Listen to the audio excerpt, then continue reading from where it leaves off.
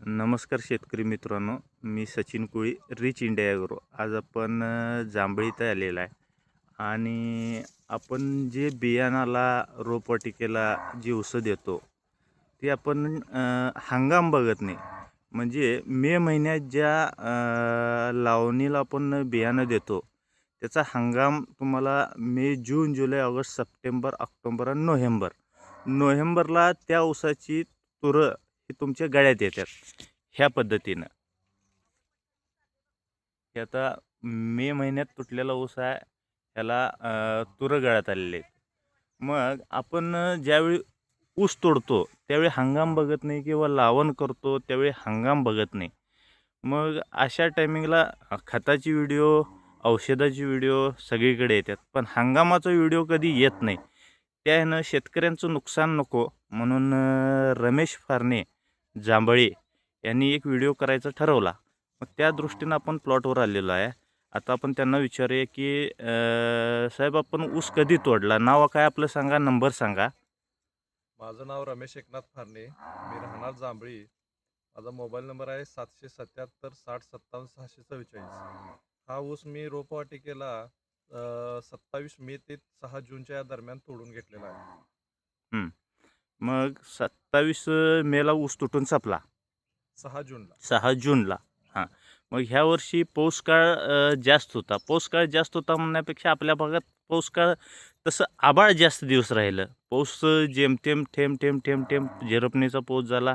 जास्त काळ आभाळ राहिल्यामुळं हे आपला ऊस पक्वतेचा कालावधी नोव्हेंबर असतोय. नोव्हेंबरला ह्यो तुरा आलेला आहे. आणि आता कंडिशन अशी आहे, ऊस आहे 4-5 कांडीवर. ऊस 4-5 कांडीवर असताना ऊस सगळा कवळा आहे आणि त्याला डोळं फुटत आहे. लावण करताना सुद्धा शेतकरी आता हंगाम बघणा झाला आहे. लावण करताना शेतकरी कधी रान रिकामं होईल, मार्च, एप्रिल, मे ह्या टायमिंगला लावण करायला आहे. मेच्या लावणीला सुद्धा तुरई आल्यात एका ठिकाणी. जूनच्या बी एक ठिकाणी ज्या व्हरायट्या नवीन आल्यात त्या बी जूनच्या एका ठिकाणी लावण झाल्यात. अडसाली लावण आपण ऑगस्टला करत होतो अगोदर, ते आपण ऑगस्टचं जून झालं, जुलै झालं, जुलै, जून असं करत आपण आता लावणीचा हंगाम कमी करत आहे. ज्या त्या बियाणाला, ज्या त्या हंगामाला, ज्या त्या महिन्यात ही लावण ठरलेली आहे त्या हंगामानुसार आपण लावण केली पाहिजे. तुम्ही जूनच्या अलीकडं मेला केला तरीसुद्धा तुमचा नोव्हेंबरला तुरा फुटणारच आहे. मार्चला केला तरी बी नोव्हेंबरला तुरा फुटणारच आहे. फेब्रुवारीला केला तरी बी नोव्हेंबरला तुरा फुटणारच आहे. म्हणजे तुम्ही जुलै महिन्याच्या अगोदर किती करता त्याच्यावर नोव्हेंबरला हे तुमचा तुरा फुटणारच आहे. मग नोव्हेंबर यायला तुमचा जर एप्रिलमध्ये लावण केला, मेमध्ये लावण केला तर किती दिवसात तुरा फुटणार? मग एप्रिल, मे, जून, जुलै, ऑगस्ट, सप्टेंबर, ऑक्टोबर, नोव्हेंबरला तुमचा तुरा गळ्यात येणार. मग नोव्हेंबरपर्यंत 8 महिन्याचा कालावधी. 8 महिन्याच्या कालावधीत तुमचा किती ऊस वाढणार?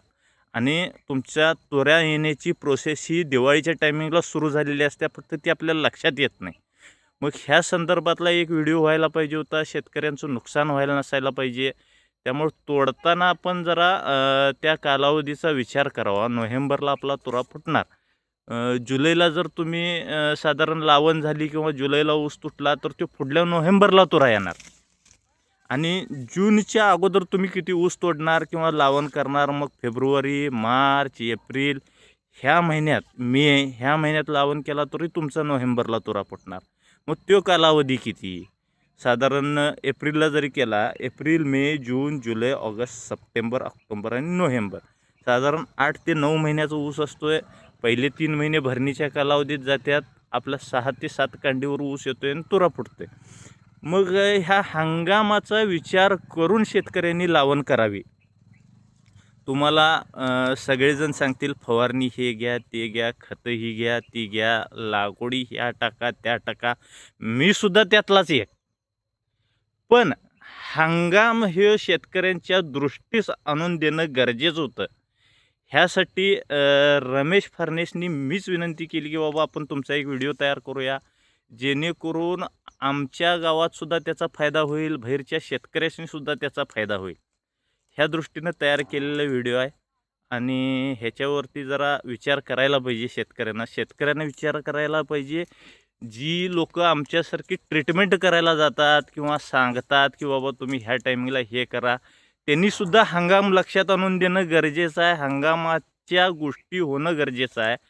नाहीतर पुढच्या साधारण शेतकऱ्याची मानसिकता काय असते, मी सुद्धा शेतकरीचा आहे, एक नियोजनसुद्धा लोकांनी खाली देतो आहे. त्या दृष्टीनं सांगणं गरजेचं आहे हंगाम. कारण शेतकऱ्याला सगळं माहीत नसते. शेतकरी म्हणतोय मला पुढल्या वर्षी जायला कारखान्याला ऊस नाही. पण पुढल्या वर्षी जायला कारखान्याला ऊस नसला तरी आपण आत्ता लावण केल्यावर त्याच्यावर खर्च किती होणार आणि त्याचं उत्पन्न किती येणार हे ऐकून घेणं गरजेचं आहे. आणि हंगाम न पाळता आपण लावणी केल्या, बियाणाला ऊस दिलं, रोपवाटिकेला ऊस दिलं, तर आपलं येणारं पुढचा तुरा नोव्हेंबर महिना किती पुढं आहे हे मोजा. जुलै महिन्यानंतर तुम्ही जर लावण केला तर तो तुमचा तुरा पुढल्या नोव्हेंबरला येणार असतोय.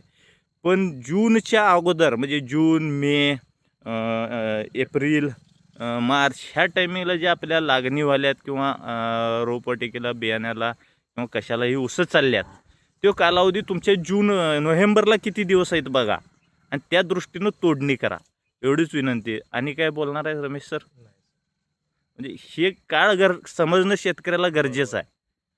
त्यात आपलं नुकसान जास्त होतं आहे. हां, आणि एक महत्त्वाचं म्हणजे आत्ता पाऊस जास्त पडून गेलेला आहे.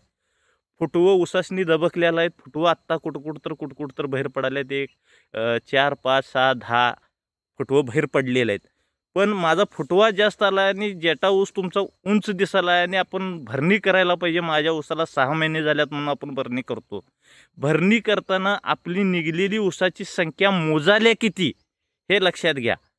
भरणी करताना आपला ऊसाची संख्या गावी म्हणून आपण भरणी करतो. पण तीच जर भरणी गडबडीने केला आणि तुमचे जर 10-12 फुटवे असतील आणि भरणी करताना तुमचे जर 4च वर राहत असतील, तर ते सुद्धा तुम्हाला ऊस तोडताना ती संख्या त्याची गावणार नाही. आणि ती ऊस तोडताना संख्या गावली नसल्यामुळं तुमच्या ॲव्हरेजला परिणाम पडणार. ह्या जरा गोष्टी सांगणं गरजेचं होतं. ठीक आहे. Thank you sir.